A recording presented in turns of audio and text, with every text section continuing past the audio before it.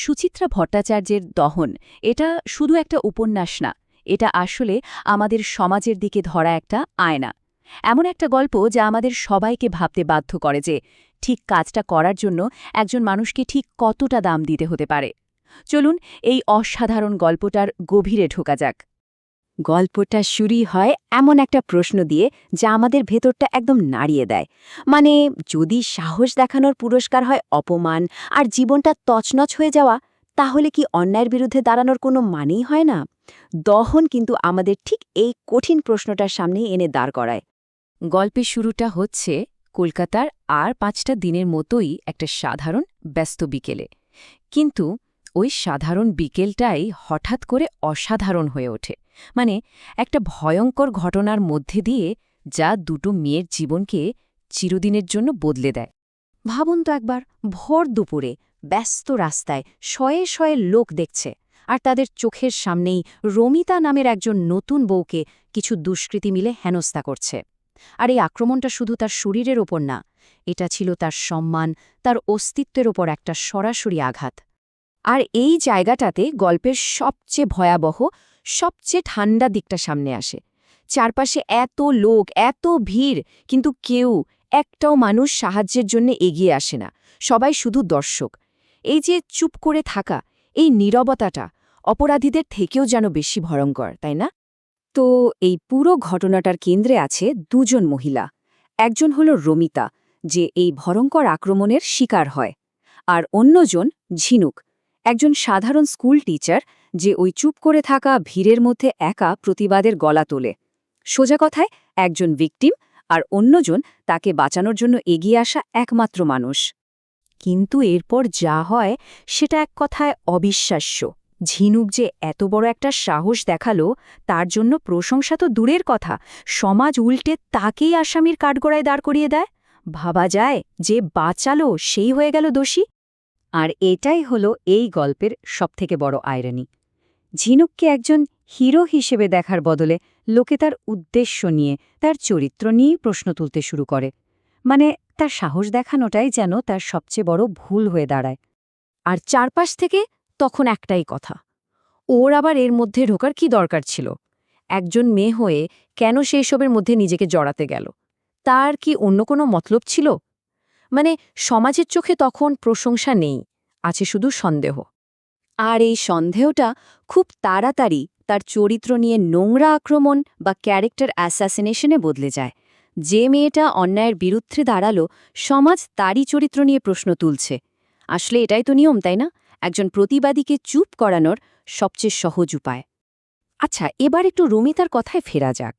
রাস্তার ওই ভয়ঙ্কর ঘটনাটা তো একটা দিক, কিন্তু তার আসল যুদ্ধটা শুরু হয় এরপর। কোথায় জানেন? তার নিজের বাড়িতে, তার সবচেয়ে কাছের মানুষদের সাথে, যাদেরও পাশে সবচেয়ে শক্ত হয়ে দাঁড়ানোর কথা ছিল, মানে ওর স্বামী, ওর শ্বশুর বাড়ির লোক, তারাই ওকে সন্দেহের চোখে দেখতে শুরু করে। সহানুভূতির বদলে ওর কপালে জোটে শুধু অবিশ্বাস আর একরাশ অভিযোগ। আর একটাই কথা ঘুরে ফিরে আসে, পরিবারের সম্মান। ব্যাস, এই একটা কথাই যথেষ্ট ছিল রমিতার মুখ বন্ধ করে দেওয়ার জন্য। মানে, ওর কষ্ট, ওর ন্যায় বিচার পাওয়ার লড়াই, সবকিছুর থেকে বড় হয়ে দাঁড়ায় ফ্যামিলির ওই তথাকথিত সম্মান। ওকে এটাই বোঝানো হয় যে চুপ করে থাকাটাই সবার জন্য ভালো। আর এই অমন্য চাপ রমিতা আর নিতে পারে না। ও আস্তে আস্তে ভেঙে পড়ে। যে ঝিনুক ওর জন্য এত কিছু করল, জীবন বাজি রেখে বাঁচালো, রমিতা তার পাশ থেকেই সরে দাঁড়ায়। মানে, এই ন্যায়ের লড়াইয়ে সে তার একমাত্র সাপোর্ট সিস্টেমকে একা ছেড়ে দেয়।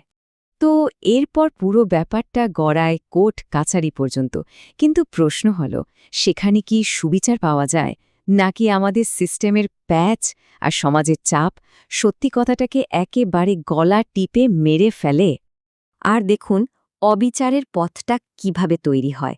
প্রথমে ঝিনুক কিন্তু একদম ঠিক থাকে। সে ঠিক করে যা সত্যি তাই বলবে। কেসটা কোর্টে ওঠে, কিন্তু আস্তে আস্তে প্রমাণ, সাক্ষী সব কেমন যেন নড়বড়ে হয়ে যেতে থাকে। এরপর আসে আসল আঘাত। সমাজের আর পরিবারের চাপে পড়ে রমিতা সত্যিটা বলার সাহস হারিয়ে ফেলে, পিছিয়ে আসে। আর তার ফল, পুরো কেসটাই ভেঙে পড়ে।